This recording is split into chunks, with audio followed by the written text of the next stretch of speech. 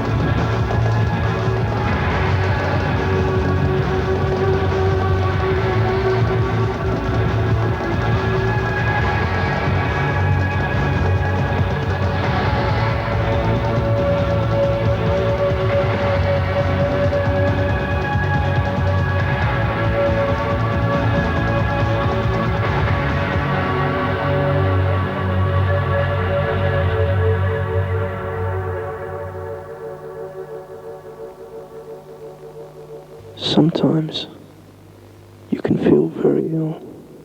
Well, I like that film, not just in this particular age group, but overall. And I thought it was actually a superior film to some of the older films, far superior, in fact.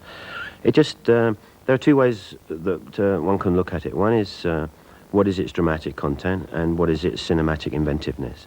And it seemed to me the one film that actually was able to fuse those two. Very, very often, in the films that we saw, it would be a school play that might be wonderfully improvised, but where the camera is just stuck in front of it. Other things where they are infinitely more inventive and able to control the skills of making films, but actually don't actually have anything to say. There seemed to be the one film that I thought actually beautifully put together the two things. It's beautifully made in black and white, wonderful use of sound, very good naturalistic acting, and it actually is about something. So to me it was by far and away the superior film of the whole lot. Well, I'm flabbergasted, you must be. Oh, dream come true days. This is Danny Cannon, who shot Sometimes, based on the story of a friend of yours, yes? Yeah, well, stories accumulated from a bunch of friends, you know. I went and interviewed some of them, stayed with some of them as well. People living in bed and breakfast, bedsits, you know, places like that. Accumulated all different stories or things they wanted to get across, etc. But they weren't actually playing themselves in the film? Oh, no, friends of mine playing the parts. You had a tremendous filmic quality to it. I mean, it really had tremendous depth, but you shot it all on Betamax. Yeah. How did you achieve that sort of quality that you got?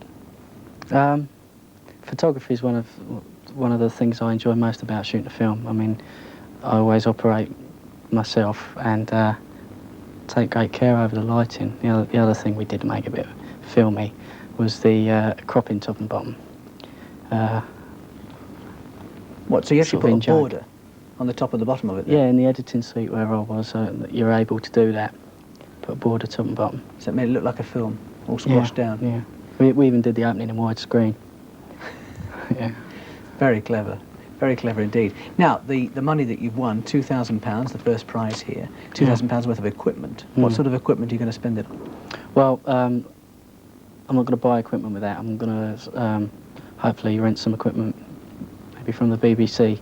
£2,000 is enough money to do a decently long video. Not film, that would have been a bit too expensive, but I can do an inventive and good-looking film with that, I should think, with high-band cameras or something. I'd like to look into renting the stuff. Right. Well, we wish you all the very best. And as Alan Parker said there, as far as he was concerned, you were the best of the bunch. So you've got that to go away with in your cap. That's prize enough, yes. Well done, Danny. Thank you. So now to the older age group. Alan Parker took this view of their work. The 19 to 25-year-olds were disappointing, I think, in so much as a lot of them had things to say, but they didn't know how to say it. And also, it seems to me that in this day and age where video cameras and video, it's so easy to get your hands on them now, you would have thought there would be more inventiveness.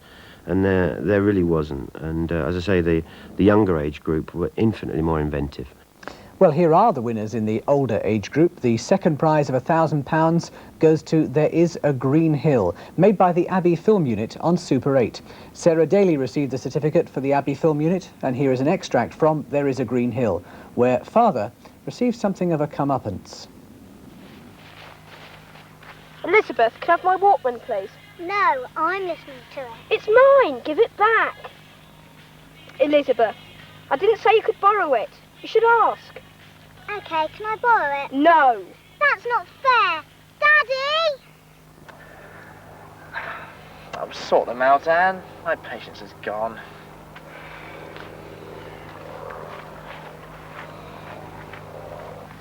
Now, what on earth is going on? Elizabeth, did you ask to borrow Philip's headphones? Yes? Well, then what's the matter? Philip let her play for a while. I always get the blame. I didn't say she could Now, borrow. that's enough. Elizabeth, give Philip back his headphones. But... No buts. Give them back now, please.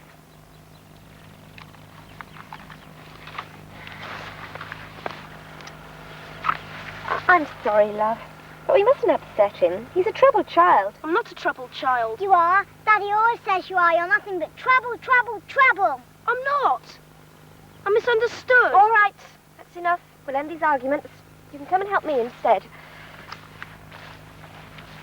Did you hear me? I said misunderstood.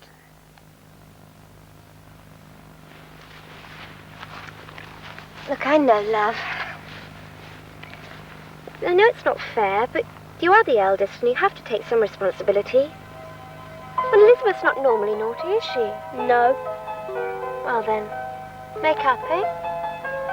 We'll be on our way.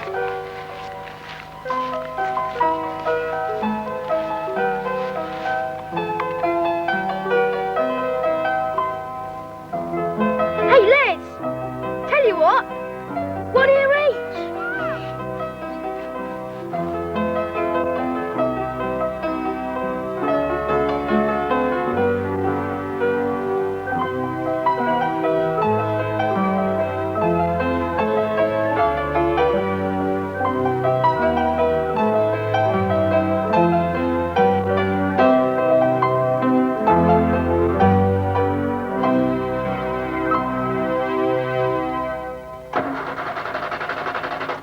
Oh, no. This car's never let me down.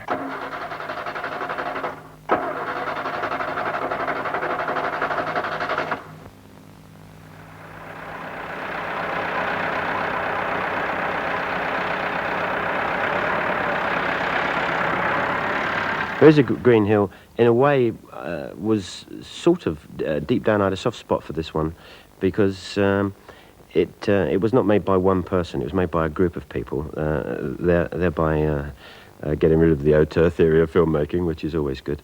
But I thought it was, again, it had a sense of humour. It could have been written by Jack Rosenthal. It was so beautifully written. It actually had great understanding and great sensitivity, and was made very, very professionally, as a group of amateur Super 8 enthusiasts often do. I would suspect maybe there is somebody there who is a very good writer, and because that really does come out. But it was just, again, it was nice to see such control and such good humour. And we come now to the Abbey Film Unit, who are with us here listening to those words. We have here from left to right David Chandler, who's the sound man for them, Stephen Symes, who is cameraman, producer and husband of Sarah Daly, who's the scriptwriter. So what a team, the full team is here. He said that somewhere in there was a good scriptwriter, and it was you, wasn't it? That's right, yes. And you're so modest with it. I'm amazed, I really am. What is the Abbey Film Unit? How did it come about? Well, the Abbey Film Unit was actually started about 10 years ago by Steve and Dave during school days, just working with friends at school. And gradually it evolved, and the actual ideas behind making the films became more serious. They actually started to enjoy it a lot more and develop techniques a lot more. And in the last, really I suppose the last 2 or 3 years, with the enthusiasm that was built up within the group of people working together and winning film awards, we decided to take it even more seriously and sort of produce films like the ones But still you've seen. keeping at an amateur level, quite obviously. Yes, yes. Not making a living out of it. No. There is a Green Hill. The idea for that came from yourself as the writer? It was very much a group effort. Steve and I always put ideas together initially, bounce ideas across each other when it comes to the initial stages of writing. I think it's probably fairer to say we developed the ideas together and then I actually wrote the script. Why So did you choose to work on Super 8? I'd say it's more financial restrictions than anything else. We just can't afford at the moment to go into 16mm. But I also think that when you work intelligently with Super 8, it can have the same effect as 16mm. And lastly, the £1,000 question. What are you going to do with your £1,000? Definitely, it will definitely go towards helping us get into 16mm. Good. Well, good luck to all of you, the Abbey Film Unit, and thank you for joining us. Thank you very much.